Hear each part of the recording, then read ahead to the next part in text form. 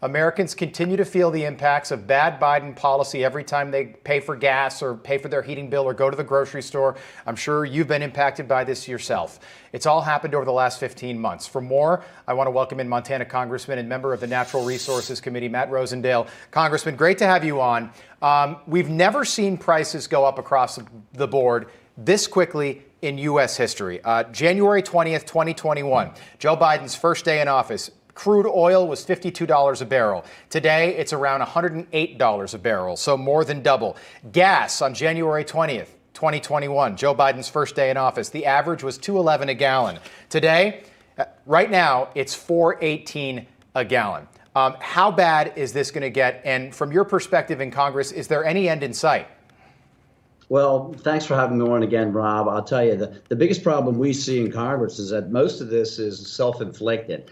When President Biden took over, the production of crude oil here in the United States was at 13 million barrels a day. He has stopped leasing. He has stopped issuing permits for the development of oil and gas across our country, and that production naturally drops off. The producing wells have a diminishing rate of return, and we are now down to about 11 million barrels per day of production. As you stated, he stopped the Keystone XL pipeline. That would have brought us an additional 800,000 barrels a day, 100,000 barrels, between 100 and 150,000 barrels a day would have been from domestic production from Montana, North Dakota area.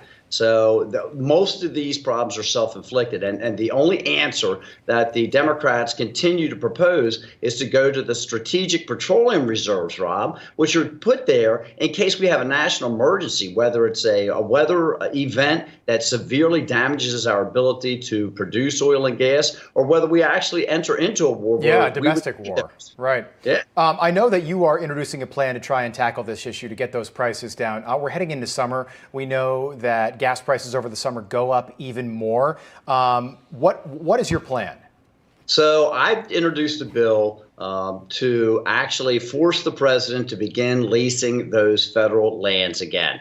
He would be forced to have at least one lease opportunity every quarter each year so that we can get access to those properties that in the western states that are producing oil and gas and have the potential to produce oil and gas. The Natural Resources Committee, under the guidance of the ranking member, Bruce Westerman, the Republican, introduced a package of 6 bills to make sure that we were accessing those resources, that we were permitting the properties that already have leases, active leases on them, so that we can begin to bring this production back up again and fill that void in that 2 million barrels a day. Look, the price of crude oil is based on the global production and the global consumption. Right. There's about 100 million barrels a day that are being consumed around the world, and we have to make sure that we do our part to provide the amount of energy that the United States consumes. It's simple math. Congressman, you represent the entire state of Montana. That shares the largest border with Canada of all of our northern states.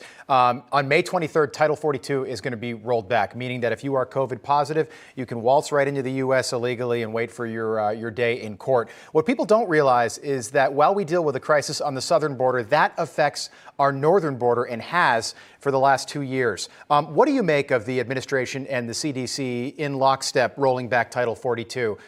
Next month? I don't think we should be rolling back any laws, but I do think that Title 42 should be implemented and utilized the way it is meant to be, and not as an immigration tool, but as a public health tool, and to make sure that we don't bring communicable diseases into the country. That's what it's there for. I don't think that you ignore it, but I don't think that they should be using it as an immigration tool. The disaster of an invasion that is taking place on our southern border is just as bad as the self-inflicted problems that we have with energy production in this country. And we know how to secure our southern border. We have to change the rules of engagement and empower the Customs and Border Patrol to keep people from coming into our country. We have to utilize Title 42 so that those that are ill shouldn't be entering into our country. And we have to make sure that those that are claiming asylum are held in Mexico Mexico, which most of them will then cease to travel through many countries to come here because they can see that those asylum claims are not going to be utilized to allow them to just run freely into our country, Rob. Well, and we have the numbers from the Border Patrol. Almost 3/4 never show up for their court appearance. By the way, we saw this it started in 2012, but we certainly saw it in 2016 when Donald Trump won the presidency. We saw it again in 2020. But could this backfire on Democrats? It seems like Latino voters are voting conservative more and more every single election cycle. That seems to be the case. Do you think this whole plan to turn America blue could actually backfire on Democrats? I think that the folks from Latin America, South America, Central America that came here legally and went through the process are highly offended by the fact that this administration is allowing all of these people to just stream into our country. Not only are they allowing it, they're facilitating it. We had 700,000, we're estimating, illegal immigrants that were actually brought into our country and distributed around to specific states. Yeah. When you start looking at where they're distributed, Virginia, Atlanta, Georgia, Houston, Texas, it certainly looks like a ploy by the Democrats to gain votes. And if these people are voting illegally, again, another crime that's just not being enforced. Good point. Voters are going to have their chance. Almost 7 months to the day will be the midterm election, sir. I know you'll be back on the ballot in your home state of Montana. Thanks so much for being with us this morning. We appreciate it. Thank you, Rob. Appreciate it. All right. Good to see you. Montana Congressman Matt Rosendale there. Let's welcome Alex Kramer back in. She's got a look at what we are watching for on this Tuesday. Hey, Alex. Hey, Rob. Yeah, that's right. Former President Obama is set to return to the White House today to deliver remarks regarding the success of his Affordable Health Care Act. Now, he'll be joined in the Rose Garden by President Biden and Vice President Kamala Harris. Now, this will mark the first time Obama has publicly returned to the White House since leaving office in 2017. And then Secretary Antony Blinken is traveling to Brussels to attend the NATO Foreign Ministerial. Now, Blinken will highlight NATO's essential role in preserving transatlantic security. And the UN Security Council is set to meet to discuss reports of Russian forces committing atrocities in Ukraine. Hey, I'm Rob Finnerty. Thanks for watching. If you enjoyed this video, please join the conversation in the comments below. Don't forget to subscribe, too. Hit the bell icon to be alerted to breaking news. And remember, there's a whole lot more on Newsmax TV, America's fastest growing cable news network. Newsmax TV, we're real news for real people.